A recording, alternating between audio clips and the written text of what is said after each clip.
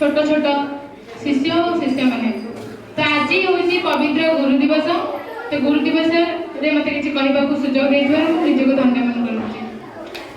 1888 मसीहा सेप्टेम्बर 5 तारिख में आम भारत स्वाधीन भारतर प्रथम उपराष्ट्रपति एवं द्वितीय राष्ट्रपति जे सर्वपल्ली राधाकृष्ण जन्म होते तमिलनाडु तिरुपति जन्म होते पिता वीरस्वामी जी जड़े पुरोहित थे। परिवार स्वच्छल नाला तथापि शिक्षा उच्च कोटि से बहु शिक्षार से पारंगम करते दार्शनिक थे साहित्यिक थे जड़े आदर्श शिक्षक थे। शिक्षक समाज से गोटे आदर्श कहले कहवा अद्वितीय हम ना से शिक्षक को आम शिक्षा पद्धतिर मानदंड रूपे ग्रहण करते कारण शिक्षक जी एमती गोटे समग्र विश्वर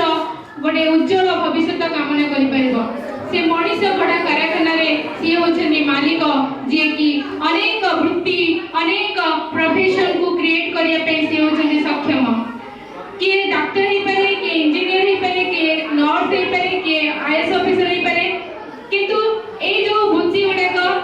सृष्टि करि पारे जड़े ही गोटे वृत्ति जे कि शिक्षक वृत्ति ए शिक्षक है से अनेक वृत्ति को सृष्टि करि पारे सेति पई शिक्षक हेबा गोटे सहज काम नुहे शिक्षकता करबा गोटे सहज काम नुहे अनेक कठोर परिश्रम श्रम उद्यम द्वारा ही गोटे शिक्षक तार छात्र छात्री को सेतिकी सक्षम करथे। तो मु ए गुरु दिवस रे मु मोर छात्र छात्री मानको को एतिकी विनम्र अनुरोध करबी हमको कोनोसी पूजा अर्चना दरकार नै आमे जो उद्देश्य नै एठी आसी तुमको शिक्षा देना पड़छि सेतिकी ज्ञान हरण कर आमे जो उद्देश्य रखिछु जोडे कि आमे सरकार ओडिसा सरकार माने तम मानको ठारू जो आशा रखिछन्ती जहाँ आम मानको ऊपर आशा रखिछन्ती ताहा फलप्रद करिवो शिक्षा पद्धति को टिके आगु को नबो तुमे माने जो हमर ग्रेडेशन सिस्टम अछि